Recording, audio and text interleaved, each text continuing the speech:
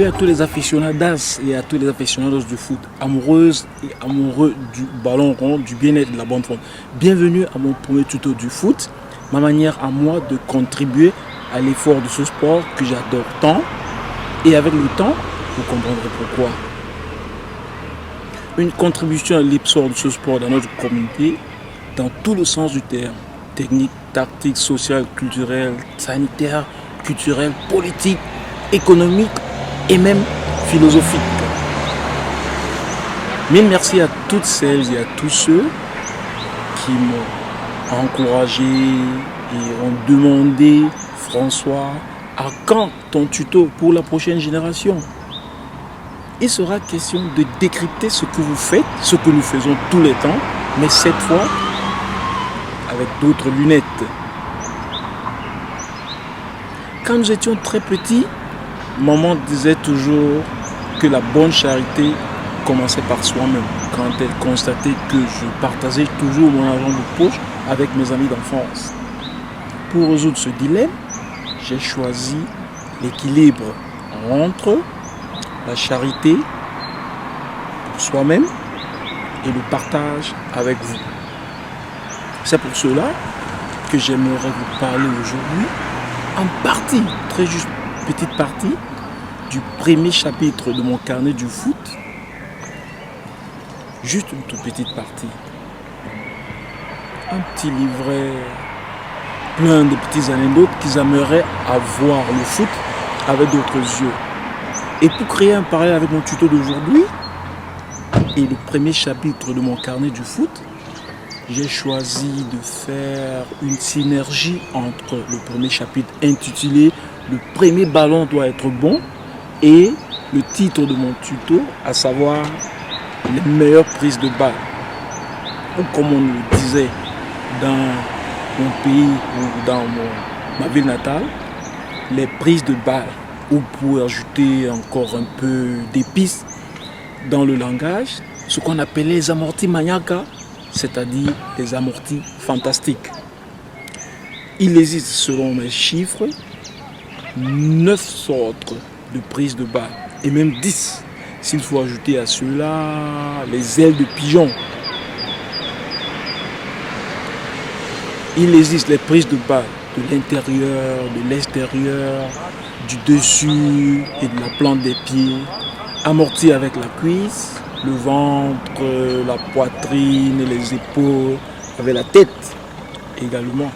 Et comme je l'ai dit aussi au départ, avec la tactique de l'aile de pigeon.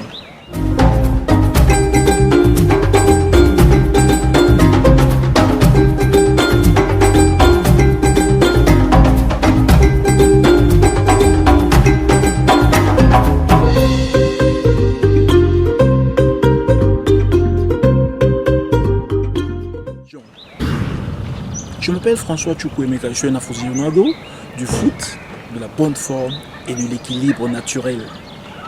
Bienvenue à mon tout premier tuto du foot. Mon thème aujourd'hui, c'est les prises de balle, que je considère être l'un des gestes techniques les plus importants au foot.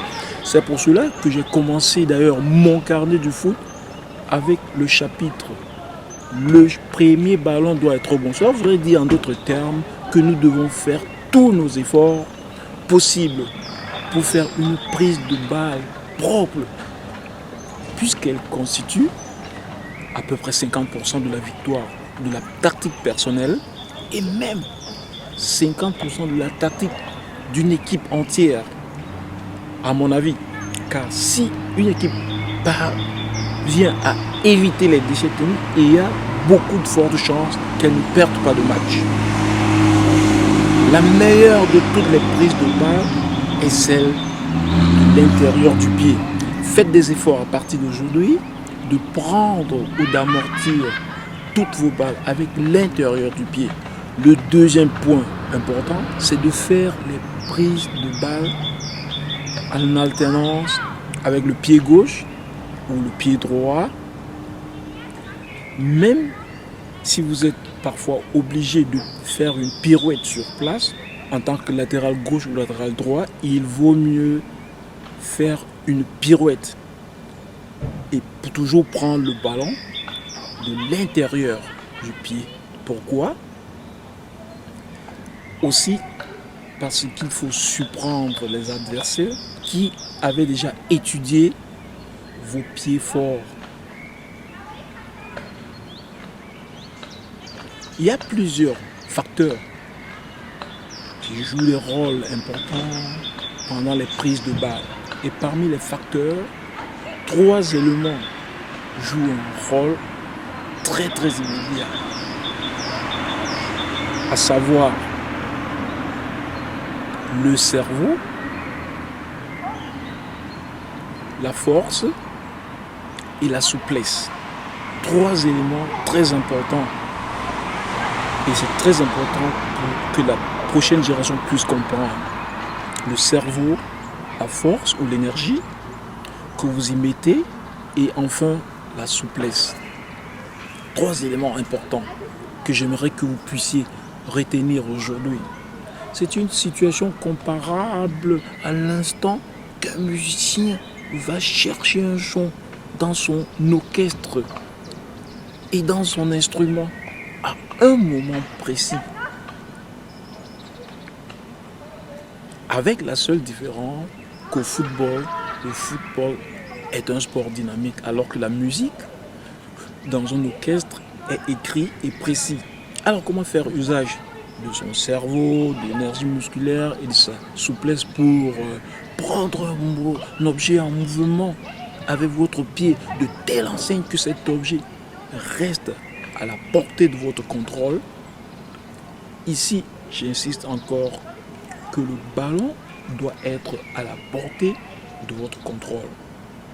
Alors mon challenge aujourd'hui, pour vous, c'est de vous assurer qu'à partir d'aujourd'hui, toutes les balles que vous recevez puissent rester comme on le disait dans notre jeunesse, collées sur vos pieds, avec une seule exception que je vais vous expliquer plus tard. Alors, prenez du temps et allez même tout seul et au mieux à 2, même dans un petit parc derrière votre maison, et essayez de faire des exercices avec comme but de faire moins d'erreurs et de faire moins de mauvaises amorties ou de moins de mauvaises prises de balles. Même avec l'âge avancé, vous vous rendrez compte que cela marche. Et croyez-moi, il y a un adage qui dit qu'il y a même de l'intelligence au bout des orteils. Et n'oubliez surtout pas en le faisant qu'il y a 3 objets ou des 3 facteurs importants.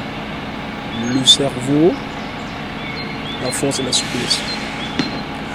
Notre prof d'allemand nous avait dit que la saveur réside dans la brièveté, mais avant de terminer, je vous promets qu'après le confinement, nous ferons des exercices ensemble où nous allons peaufiner tous les autres amortis de balles et des répétitions où je vais vous montrer les points d'arrêt ou les points de contact avec le pied. Et nous aurons à parler donc de l'extérieur, de l'intérieur, de la plante du pied, de la cuisse, des épaules, de la poitrine, de la tête. Et je vais dévoiler également les astuces des meilleurs joueurs quand ils font les prises de balles. Et voilà, nous sommes arrivés à la fin de ce tuto. Et avant de terminer, je vous rappelle que l'un des meilleurs gestes techniques dans le foot, c'est la prise de balle avec l'intérieur des pieds. Faites des exercices, soyez concentrés, faites des efforts de souplesse, de force et de concentration en même temps. Et surtout, ne laissez pas échapper le ballon. Le ballon doit toujours être à la portée de votre contrôle.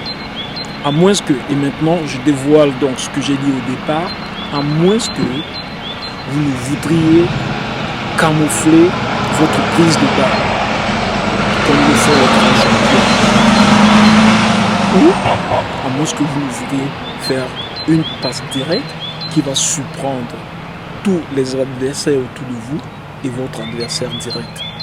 Alors une fois de plus, merci pour votre attention et à très bientôt.